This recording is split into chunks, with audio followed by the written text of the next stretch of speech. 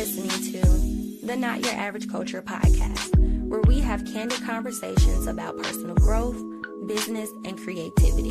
Because, let's be honest, creative or not, life can get messy, especially if you are a creative entrepreneur. But you don't have to go at it alone. There's a whole community and culture around the lifestyle of creatives. So here on this podcast, I'm making this space to have open conversations with a wide range of dynamic people about how to successfully maintain your business, keep your sanity, while owning your authenticity and staying inspired along this journey. I'm your host, Chardonnay. Let's get to it.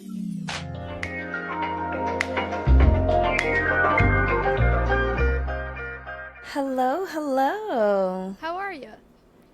I am good. How are you? Good. Nice to see you. Nice to see you as well. Long time no see. That's right. How are you doing? I'm doing well. What about you? Good. Good.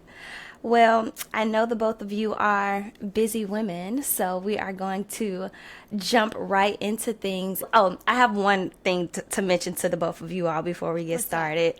I just want to say, I mentioned to Hannah, but I loved my swag box, okay? Like, I thought the swimsuit that said Rich Girl Summer and the Freak in the Sheets mug, I thought it was hilarious, and I thought it was so on brand for Money with Katie, and I immediately envisioned myself on one of those large swan inflatable floaties, wearing the swimsuit, and then with some sunglasses and drinking lemonade out of the mug, because why not? But oh my God, that is so funny. I'm so happy to hear that. Yeah, I think I've worn that swimsuit like maybe once. I'm like, my body type does not look good in a one piece.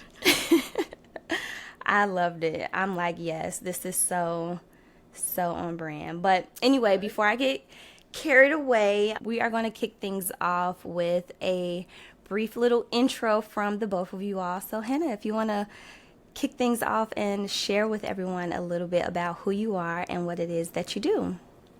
I am Hannah. I'm the executive producer and operations lead at Money with Katie. So Katie and I have been doing this together for 2.5 years now. And prior to this, I was in nonprofit work and digital media, all of which kind of centered around editing, writing, storytelling over the last 10 years. So that kind of all coalesces with my role today. Katie of Money with Katie. I started Money with Katie 4 years ago, all coming up, I guess, on 5 years ago. It'll be this spring.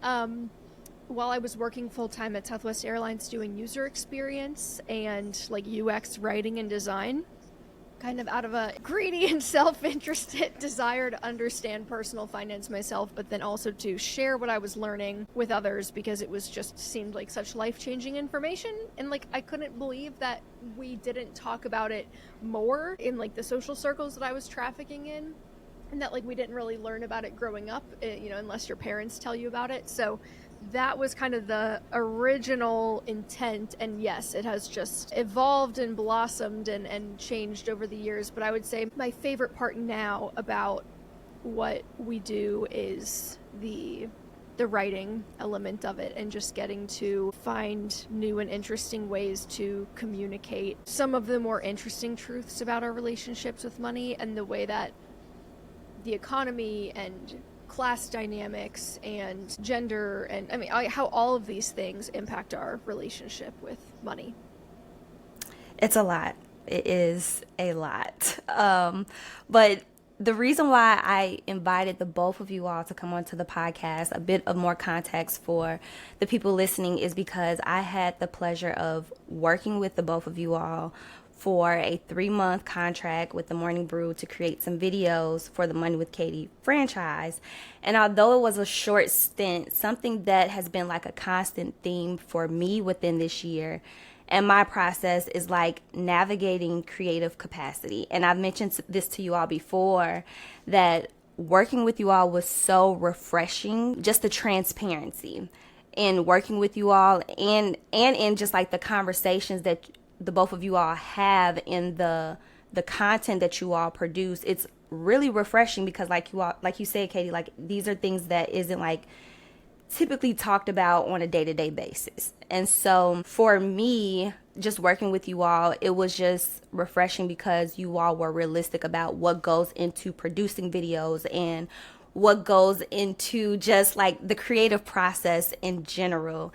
And so, with all of that being said and that in mind, can you both share with me what does creative capacity mean for you, and how or when did you all both reach a place where you could kind of measure your capacity and bandwidth with what it is that you do? Because as you all know that, the creative process can be unpredictable at times, and sometimes it can be a little bit chaotic and messy. So yeah, just share with me, what does creative capacity mean to you, and when did you all get to a place where you can measure it?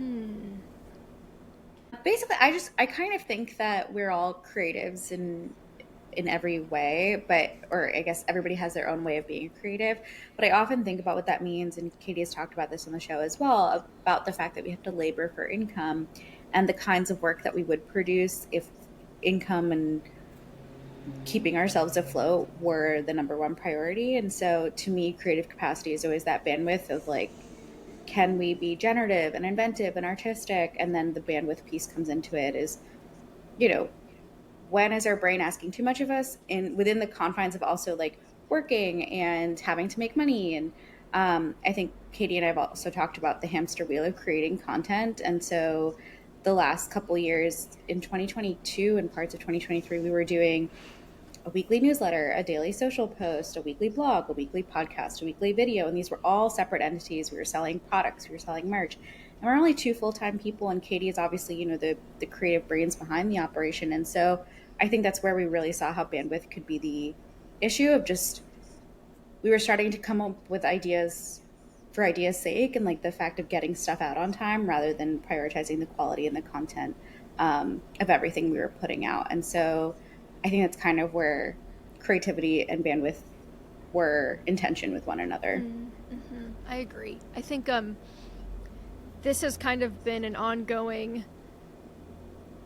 dynamic and I would say negotiation for me personally, with wrestling with the fact that, to your point, Chardonnay, creativity is not something that you can just kind of like force or turn on the faucet and have something great come out. I think that there are a lot of competing ideologies around, is it about consistency and like, should you write every single day? And if you do that, you're going to get better results, or it's a muscle and, you got to flex it. And I think that to some extent, I do think that sometimes it does come down to just like sitting down and seeing what comes out.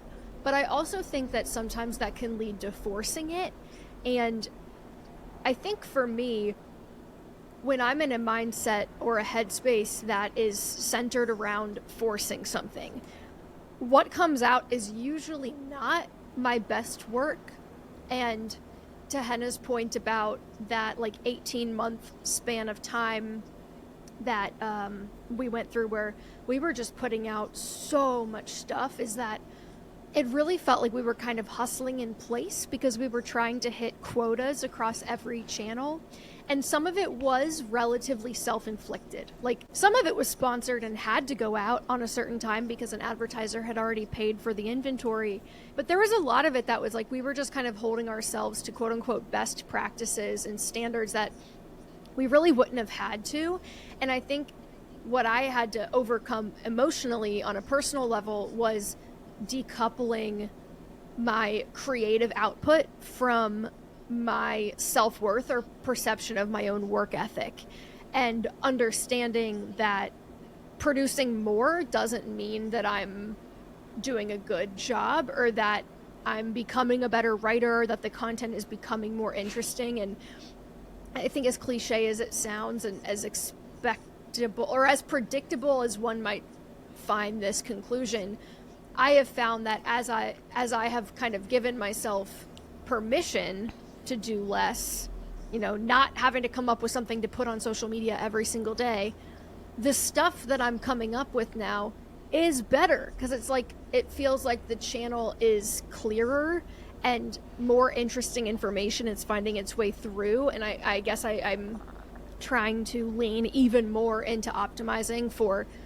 really quality of ideas and quality of content and continuing to make things that we're really proud of, rather than just like, well, it's another week, so we have to have a whole new spate of things that have to go out, good or bad, doesn't matter, just check the box. Like, I do think someone who's putting work into a very crowded attention economy, you almost have a responsibility, or I guess I'll speak for myself. I am beginning to feel like I have a responsibility to not waste people's time.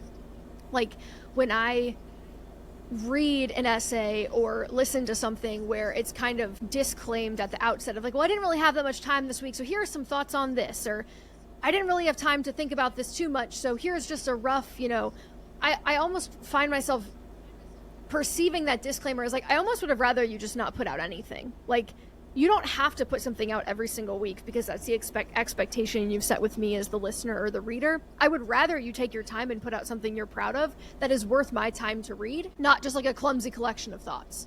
And so I'm trying to hold myself to that same standard and make the work that we're doing and my part of it, trying to make sure that I'm bringing things to the table that are actually worth people's precious time to consume, and that they're going to leave on the other end of it and feel, like they're enlightened, or that they're thinking about something differently now, or that they've really like gained something valuable from it.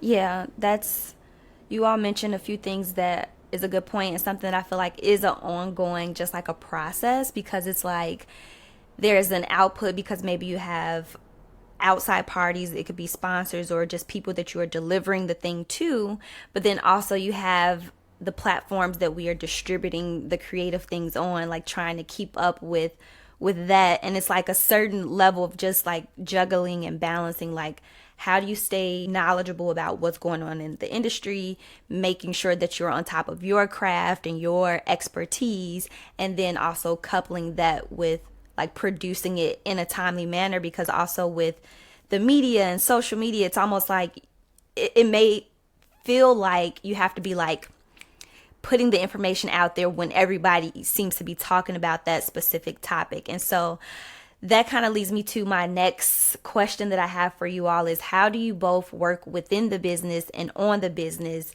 and how do you balance staying in tune with like industry trends, staying relevant while working in the media, but then staying grounded in reality? Because it's like one thing to be talking about what everybody else is talking about online and the media and in the culture and in society, but then it's also like, okay, this is what's really going on a day-to-day basis, and pairing that with the timelines and deadlines of being a creative. So yeah, just curious about how you all navigate that.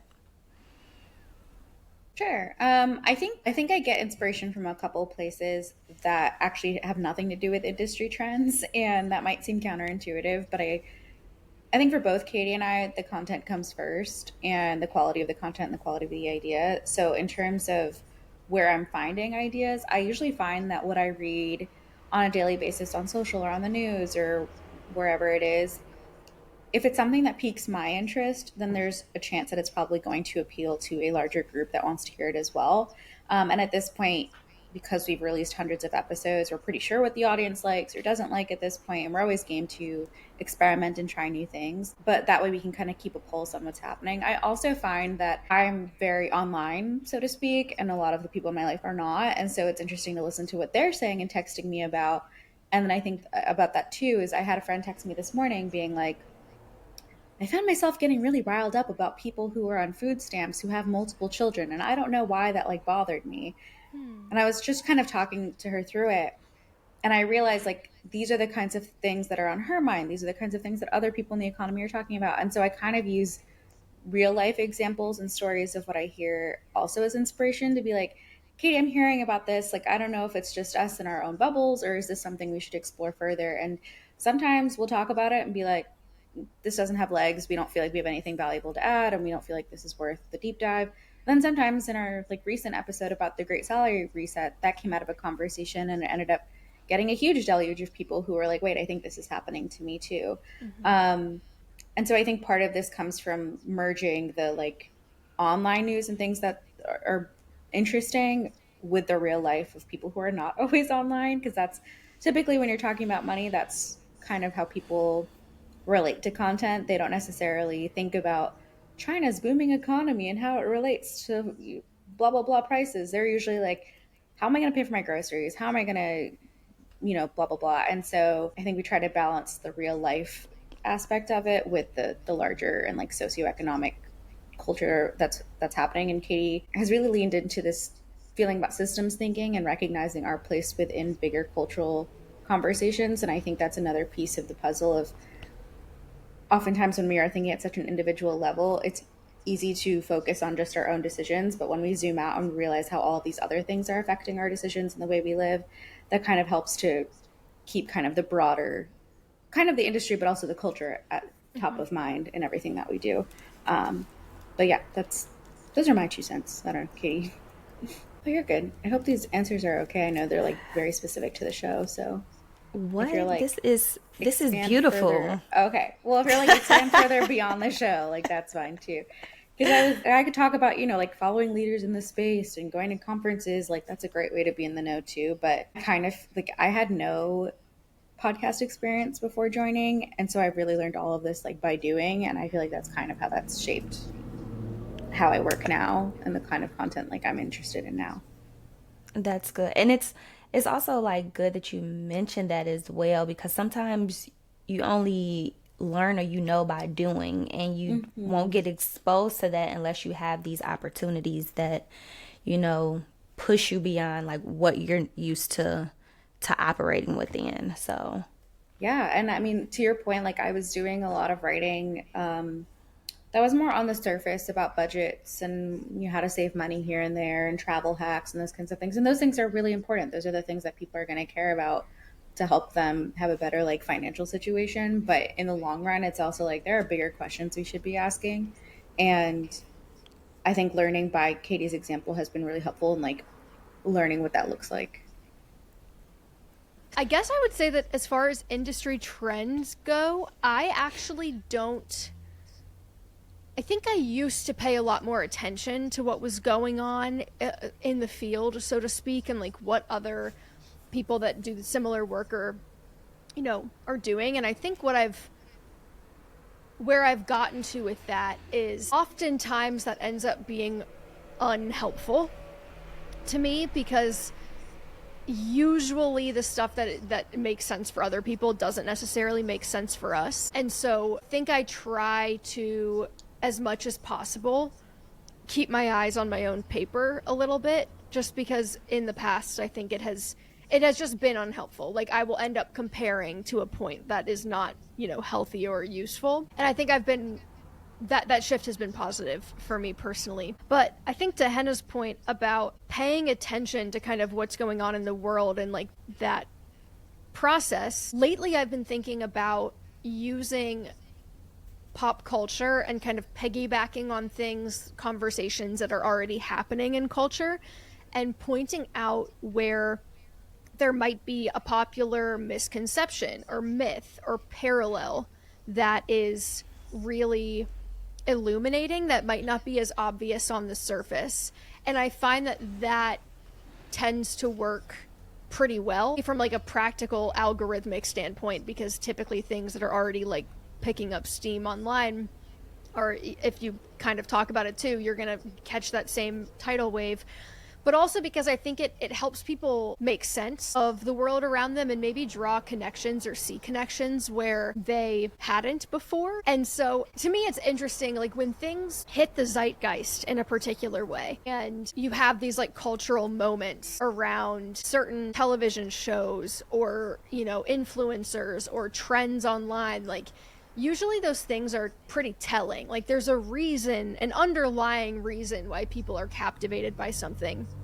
And I think now just the lens through which I see the world is kind of financial, and to Henna's point, like systems thinking to a degree. So it is increasingly obvious to me in some of these trends, like where the money connection is, or where the labor connection is, or where the economic connection is, or why something might be framed in a way, why an issue might be framed in a way that is a little bit misleading, and how how that framing can like distort our perception of like what's really happening. So lately I guess I've been having a lot of fun with trying to draw connections between things that might not on the surface seem super connected to help myself, but also to help others make connections and make meaning out of the world around them. That makes sense. And kind of just like in hearing the both of you all talk about like how you're just making connections with systems, and then like Hannah, to your point of fusing the conversations that you have online with just like conversations that you're having in person. Like I'm thinking about even just like in us talking, like I've had conversations with some of my friends, and it's interesting when it's like, okay, this might have been something that I came across online, and now my friend is talking to me about it. And she's the type of person where it's like, all right, I know no matter how much time has passed, I'm going to keep her around, because she always does this thing where she keeps me grounded. And I would like say like I have an opinion or like a judgment about something, and she'll be like, well, why do you think that is? Well, why do you think this is the case? And I'm like, you know what, this is why I need you in my corner, because it's like you're keeping me grounded to reality and what's going on. About like this may be something deeper than just like a conversation that everybody is choosing to talk about. It's like, think deeper beyond, like, why is it that, a family of five, why do they have to rely on food stamps? Or why is it that people are so concerned with maybe people that have the money to buy something, but they tend to buy the off brand or the knockoff brand? It's like, what is the deeper reason behind it? And something within my own process, like even though we have moved to more like remote work and working in silos, I think it's so important to have a community, whether that's online or in person, because as people, like that's how we grow, that's how we evolve, whether it's through us reading the stories of past people that have experienced something, or just watching vlogs. Like I've even seen people say like vlogs are so pointless, and I'm like, no, vlogs are like, it tells you like how we are evolving as people. You can see how somebody's day to day from maybe the early times has changed to like now. Like our day to days have changed, and you wouldn't be able to see that difference unless we documented it. And so I think it's just so important to, like, a lot of people are like, well, why do we have to see photos of you every day? Or why do we have to see videos of you every day? Or why do these conversations matter? And it's like, we're documenting our evolution, and you won't be able to see it until like you're able to look back on it. So I didn't even just come to that conclusion until just like having this conversation with you all. So that's why I love having these types of conversations. But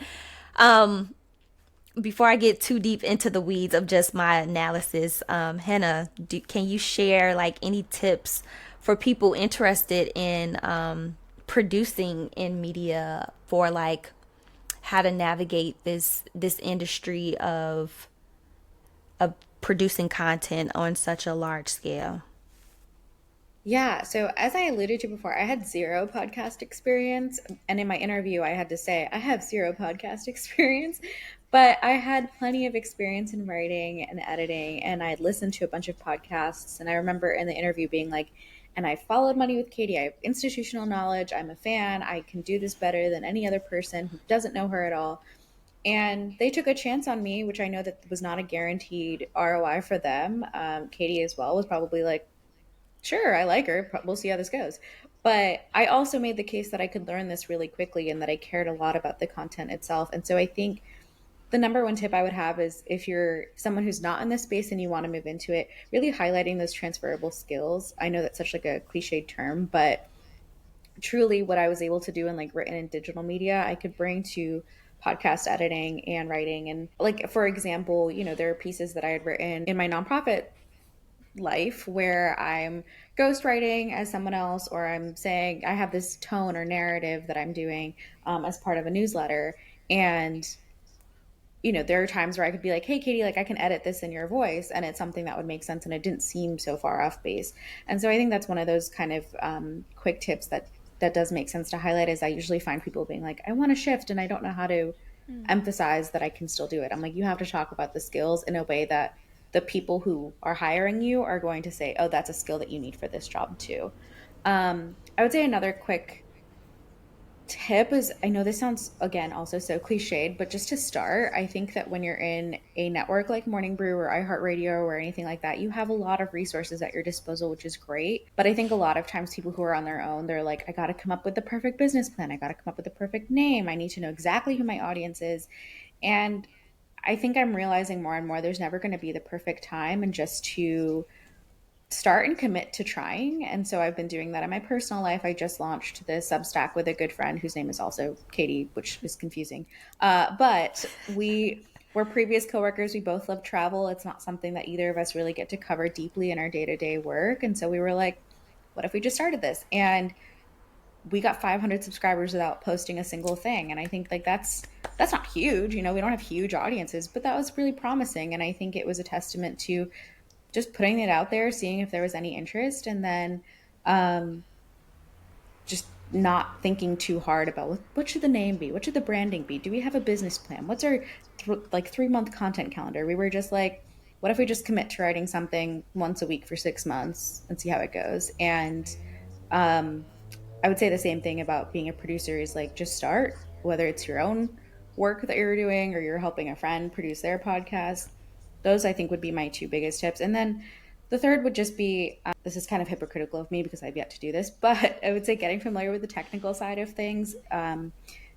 Because there are lots of producer roles that will say, we need you to have audio mixing experience or Pro Tools experience and all of like specific programs. And I actually don't have that experience, but it's probably something that I could learn if I shadowed our engineer for a day or not a day, but a couple weeks. And so I think that more you can become sort of a generalist of your craft and you can get all the pieces of it, the better producer you'll be because you'll understand all of the pieces that go into creating something. That was a very long-winded way of saying a few things, but hopefully that is helpful. No, I think it's super helpful because one thing I try to elaborate to a lot of my other creative friends, I'm like, even if it's something that you're just doing just for fun, tell people about it because you never know how it might relate to the thing that you're actually doing. And it took me up until me getting into my 30s for me to realize how important having a hobby is. Like I've always had hobbies and things that I've done, but I never talked about it with people. And to your point, and it's like some things I've just kind of done on the side and I've kept it separate from what I might do on the day-to-day basis, and you just never know how it might tie into whatever it is that you are pursuing. So I love that you Yeah, shared and that. I think also just the piece of not letting your hobbies become too monetized. I mean, obviously it'd be great if this travel thing took off and we got to do press trips and whatever, but we were also like, this isn't about affiliate links and getting ads and sponsors. It was just really a fun project. And if it stops being fun, then we don't want to be forcing ourselves to do it. To Katie's point about forcing, like it's not going to be good if you're just going through the slog of getting it done every day. So yeah. And then Katie, what tips do you have for like transitioning from being an independent creator to someone who has branched out into many other things? What tips do you have for just women in general with a similar interest in scaling beyond like blogging or content creation and just making that shift? It's a good question. I think my first instinct is that I think it's important to think deeply about what it is about scale that interests you. If it's kind of just like, well, that's the natural next step. Like you do something and then you want it to be bigger, or like you do start doing one thing and then you want to do more. I think that sort of like supposedly natural progression can feel very obvious and or kind of like unavoidable, like that, oh, that's just what people do. But I think when I look back on like how things unfolded, started just blogging because I wanted to write and that's what I liked to do. I ended up making an Instagram profile because it just kind of felt like the right decision. And, I wanted to share my work on Instagram. And then when that started to pick up, I mean, it took another, oh my gosh, over a year before I then launched the podcast. And I launched the podcast just kind of because it felt like an interesting medium. Like it was a medium that I was engaging with a lot. I listened to a lot of podcasts, and so I remember just being like, well, it kind of feels like it would make sense for me to have my own. Like, let me just try it and see. But I think the key, I guess, to echo the point about like not waiting until you have the business plan and everything figured out, every single one of those steps was kind of something that I did almost on a whim, like probably within 24 hours of getting the idea, just like acted on it, didn't really overthink much of it, and then allowed it to, I will say, evolve naturally. Like once I started doing it, then it's okay, time to iterate. So like the first several podcast episodes were me speaking into my phone's voice memo app and then like directly uploading the file without editing at all. And that was like the first 5 or 10 episodes. And it wasn't until I joined Morning Brew that we had like an actual audio engineer. I think the first couple episodes at Morning Brew I built myself in GarageBand. So kind of like a lot of scrappiness and just figuring it out, and almost not being too precious about it. I think what I've found, at least as a consumer of content, is that I don't really mind casualness or informality in the production quality if the content itself is good. If like the underlying message is interesting or the underlying material itself is high quality, then like you almost can't get too hung up in the details in the beginning because it'll just slow you down. But for people who already have something going and they're interested in scaling it, I do think it's really important to ask yourself what it is about scale that you're interested in, because I think my initial assumption was like, yeah, I want it to be as big as possible. I want it to be as multi-channel as possible. I want it to be everywhere. And I do think that like a lot of that desire was driven by ego and not actually driven by like what I wanted to be spending my time doing.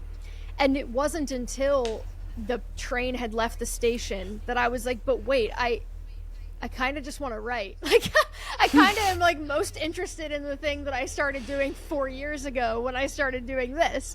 And so that's not to say that like I wouldn't continue to produce audio or produce video for social media. Like those are still things that I love to do and really enjoy. But I do think that it's important to keep grounded in what it is specifically that you want to be spending the hours of your day doing, because that's really how your experience of business and life works. Any sort of like external accolades or metrics or even the money, like those things are nice, but like at the end of the day, do you want to be managing a YouTube channel for 8 hours or 10 hours a week? Like if the answer is no, then you probably shouldn't go on YouTube, because that's gonna be like the way that you spend your time each day is what's going to determine your quality of life.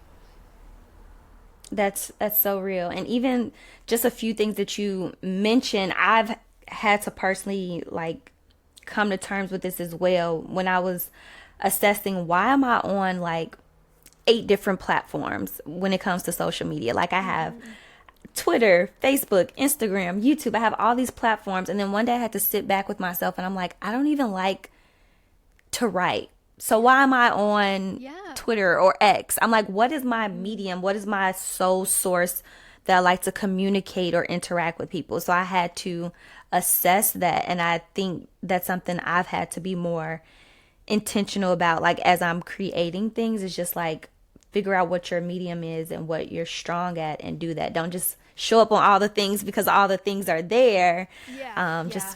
Just figure out which ones you actually thrive at the most. So I appreciate that. And even go ahead. Oh, sorry. I was just gonna say, I also think the point about commitment is interesting, and like the consistency part.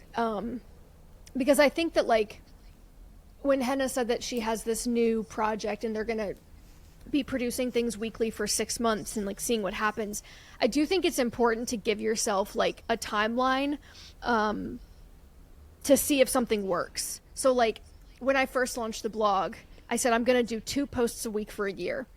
And if after that nothing is happening, then I'll give up. But like even just having that period of time to decide whether or not something is tenable, I think allows you to not then be sitting back every week going, is it working? Is it not? I don't know. Should I quit? Like, it just takes all of that decision fatigue out of it, because you're like, well, I've already committed to this length of time and to doing this for that amount of time. So I don't have to be sitting here and like questioning it every single week and like whether I should keep going. And I would say that if the idea at the time, writing 2 blog posts a week for a year, I was like, sweet, can do, sounds fun. Like, if the idea of doing something for that long sounds like pulling your teeth out, that's probably an indication that like you're going down the wrong path. It shouldn't, especially in the beginning, seem, I don't think, like daunting and terrible to commit to something like that, because if you think about it, like if it works, ideally you're going to be doing it forever or like for a very long time. So I don't know, I guess in my own life, it's like it kind of, if it's something that you would be doing anyway, even if it didn't work, or it's something that like you're not going to regret having spent the time on, even if nothing happens with it, like that's typically where I would be focusing my time, because it's probably where you're going to have the best chance of success, rather than, to your point, like spray and pray across platforms and try to do all of it all at once and just like hope one of them works. Yeah, for sure. And even something that you mentioned earlier about the scrappiness in the beginning. It's like that's where the juicy stuff is at. I think when we get in our heads about like, oh, it has to be the best of the best when I put it out there. It's like also when you're trying to make it the best of the best, you cut out all the meaty, the juicy stuff, the stuff where you're kind of just like raw and being real, and you're tailoring down a lot of like what people actually want to know. So I do appreciate like even just in our process of us working together, you all were like, you want it to be high quality, but you don't want it to feel overproduced, because it's a balancing act. It's like it needs to be relatable, digestible, and people understand what it is that you're talking about, but it doesn't need to be this whole drawn out thing where people are just like, you lost me. I can't relate, or I don't even know what's going on here. So I think even just in my own creative process, I'm learning to have a little bit of that scrappiness as well. So that way I'm not overthinking the process to the point where I'm not even putting it out, because I'm just like, it has to be this big drawn out thing, and it doesn't have to be. It's like, what is the quality? Like, what is the main thing that you're trying to put out? And put it out there and see what happens. There's that, done is better than perfect. And I think that that's the approach that my friend and I are also using, which is just, we could sit here all day and be like, I like this color for the background. No, I like this color. Like, we just picked any color scheme, we picked any word, and we said, all right, we'll just see how this goes. And if people like it, then we make it. It's like the MVP product, the minimum viable product. Once people like it, we can work on it, but I'm not going to put in a ton of effort for this to go nowhere. And I have a couple friends who are like, I'm working on this logo. I've done 4 rounds of revisions. I don't really like it. I'm like, the logo is literally not that important. Focus on what the actual thing is going to be.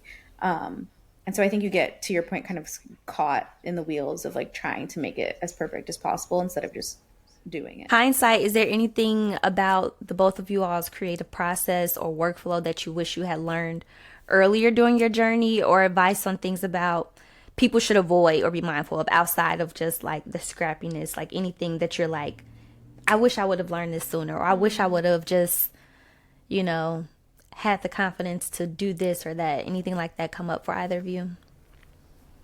Yeah. I have like 3 tips maybe, but Katie, I don't know. Do you want to start? Well, my main one is about social media, because I think that has often been the biggest source of stress, because it's the channel that it's the channel with the shortest shelf life. And so the expectation, or maybe the implicit expectation, that you're constantly putting stuff out, I used to really wear that and feel that. And I think this year I've worked really hard at like abolishing any sort of sense of obligation around it.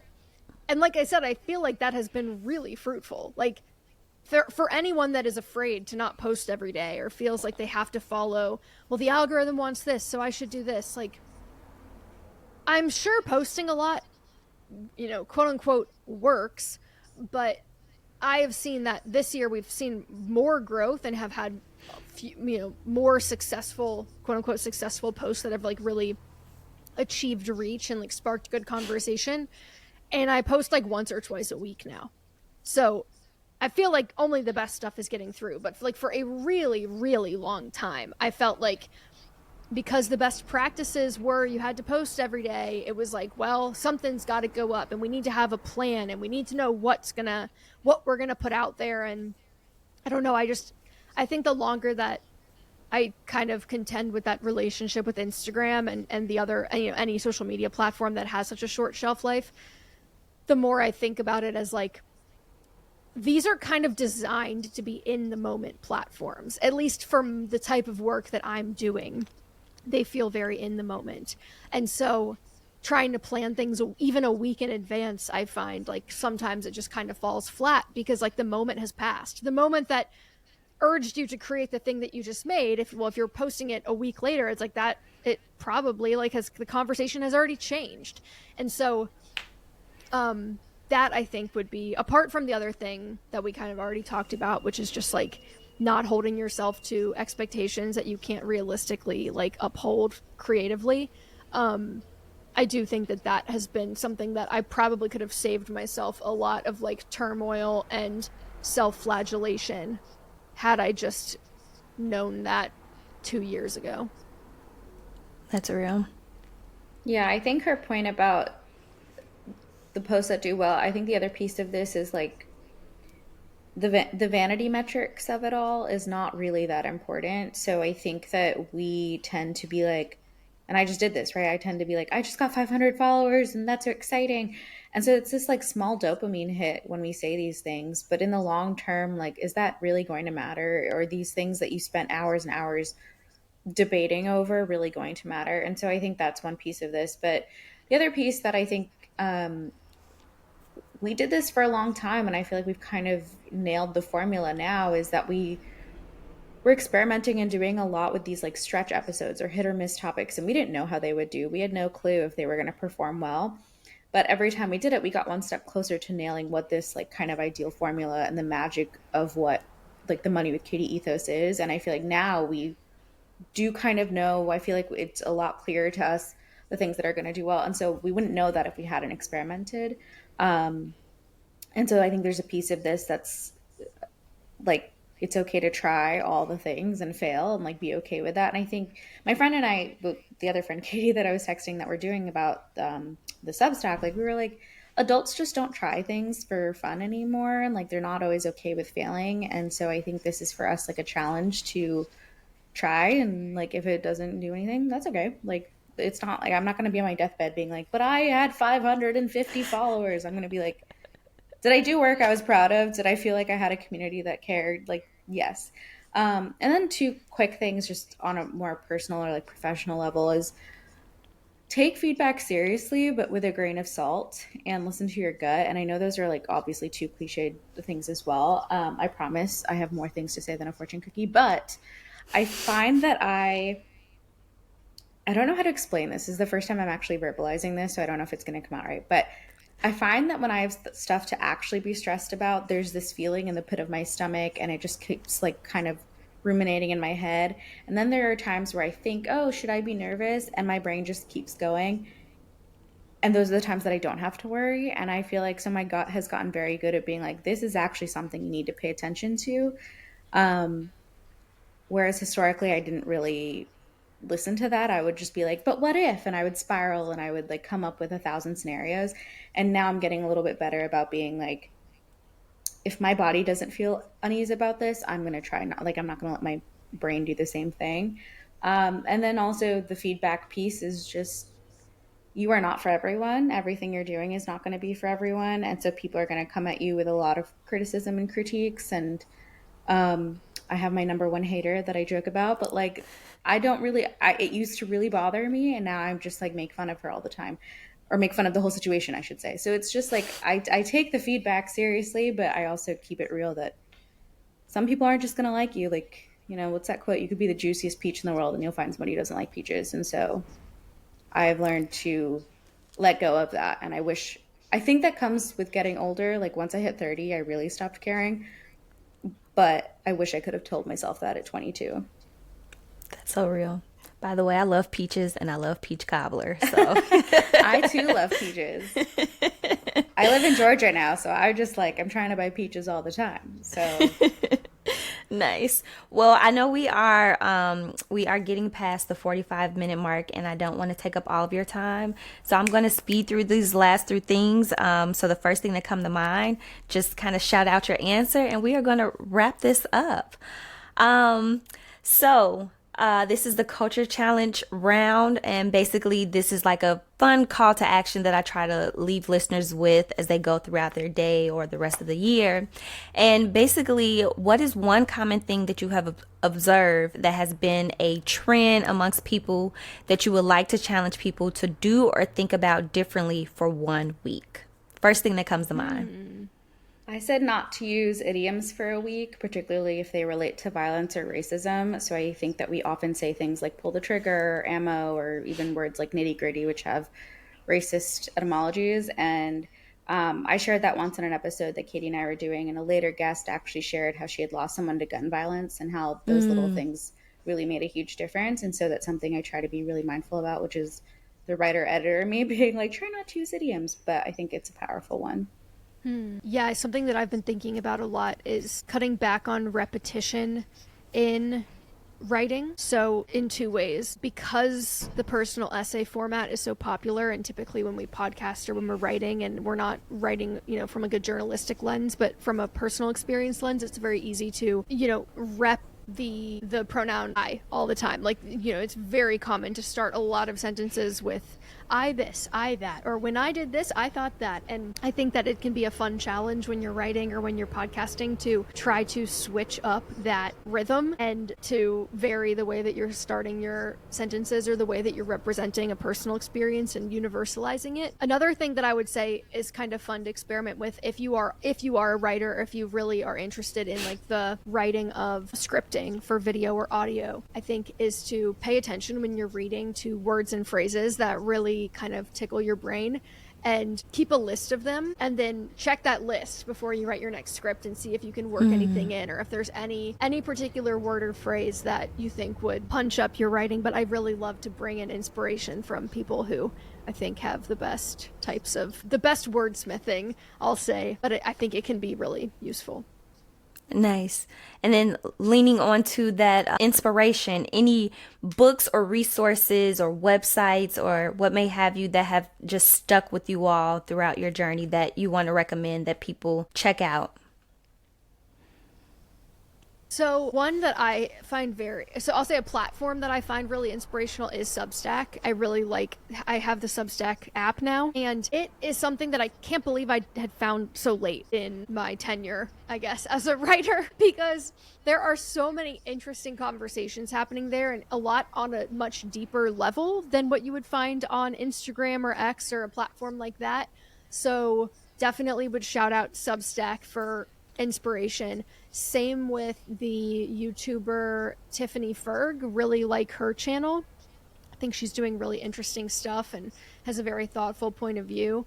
And the podcast If Books Could Kill, always so freaking good, so funny. I think that they do such a good job. I love that format of almost like the debunking, but it's a podcast that is about it's about like bad airport books, basically, and breaking down bad viral pop science books. But really, it's about neoliberalism. It's a podcast about neoliberalism that uses bad airport pop science books as the vehicle by which it debunks common mythologies in neoliberalism.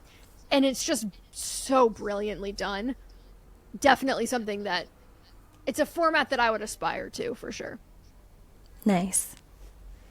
I think I am a little bit, this is probably an old school answer, but I would say This American Life really changed how I viewed audio storytelling and the ways that I thought about how you could address topics. So, as many of these listeners are probably aware, This American Life has been one of the longest running podcasts of all time because it's on public radio, and they choose a theme that has to do with living in America. And sometimes it's a theme like socks. And you'll be like, well, what am I going to find engaging about socks? How could I possibly listen to an hour? And I will get sucked in every episode.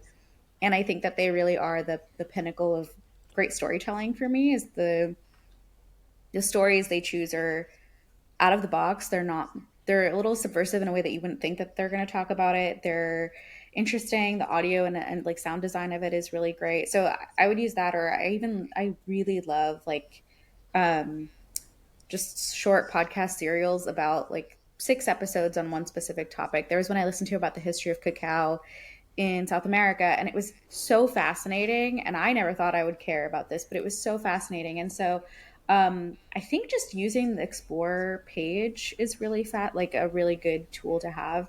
And I was going to say, when you said what resource, I was like, the internet, because I think that there's just so much good stuff out there if you want to read it. I'm subscribed to long reads, which I'll probably send Katie like once a month, a piece that is really stands out to me. But these are longer reads on the internet about everything you could think of. And they're curated every week by 5 incredible editors. And they're just from like really small niches of the internet that you probably otherwise would not find. And so it's really unique storytelling, and just something that's, I couldn't just open up the Atlantic or the New Yorker and find it there. I really have to like go dive deep for it. And so they do that for you. And I support them on a monthly basis. Like I give donations to them. I really think their independent journalism and what they're trying to support in other people's individual journalism is really important. And then I Love Creatives is a really helpful website and resource for people who are creatives and are looking for work or want to learn more about trainings and resources. I know that's a pretty popular one, but I know that a lot of people swear by it to find leads. So I'll just throw that one out there as well. Nice. And the last question is, what is the most random thing you have done or experienced that has boosted your energy or sparked an idea if you weren't in the mood to produce anything, or you found yourself hitting a creative roadblock? I don't know. I had a really hard time thinking about this one. Maybe going on vacation. I think mine is watching a television show that's completely unrelated. The other day, I was like, what am I gonna, I can't remember what I was trying to make a video about, but it just like wasn't happening. And so I was like, oh, whatever, I'm just gonna worry about this later. And then I started watching the Dallas Cowboys cheerleaders doc, and I was just like, boom, like creative fodder, like out the butt, but totally did not expect there to be anything there because it's completely unrelated to money. But I do think that there is wisdom in the question itself, because oftentimes I think if you are experiencing a roadblock, usually the way to get around it or to move through it is to completely take your mind off of the thing and to like just, whatever that phrase is, that's like, if you just can't, just don't, go do something else. And I think that I've kind of, it's now almost become like a tried and true thing of, I'll just go read or watch TV or do something completely unrelated, and usually within half an hour to an hour my subconscious mind is like, oh, but wait, what about this? Or the thing that I'm watching actually like provides inspiration, which is always fun.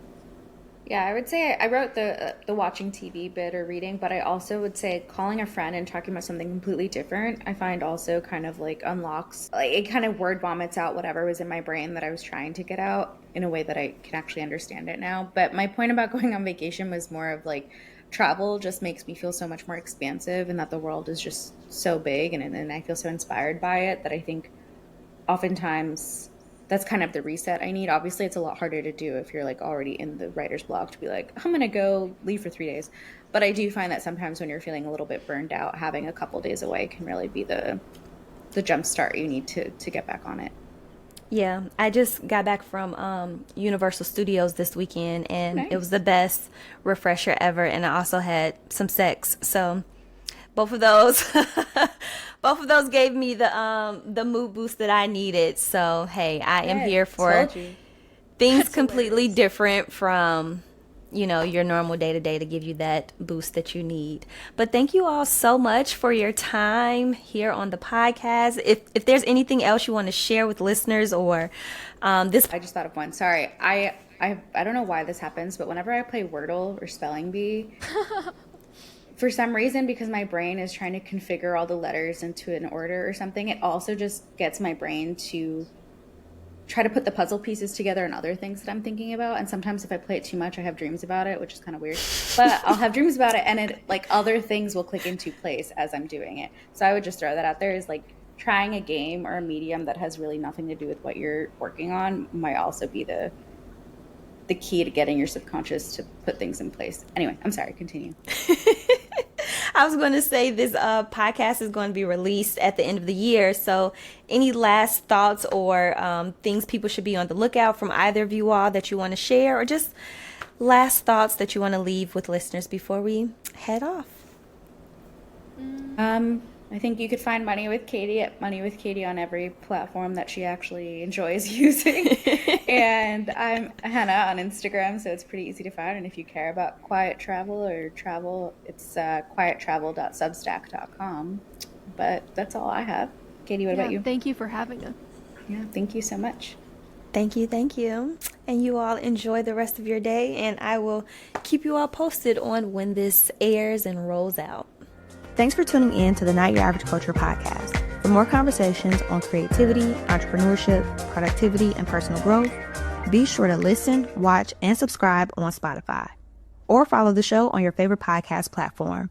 That way, you'll keep your creative juices flowing and never miss a new episode. Until next time, bye.